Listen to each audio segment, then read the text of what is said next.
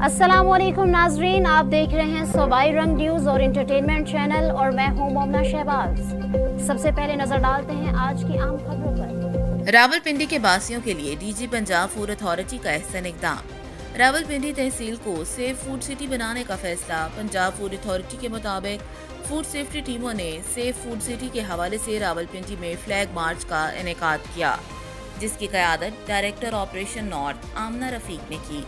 Deputy director operation भी flag march में शरीक हुए।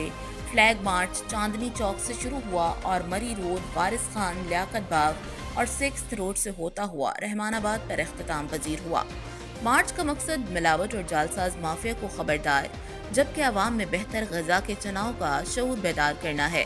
मार्च में शामिल गाड़ियों पर सेफ फूड आगाही के हवाले से बैनर्स आवेज़ा किए गए। साफ और ग़िज़ायत से भरपूर खुराक इंसान की बुनियादी ज़रूरत और हक है।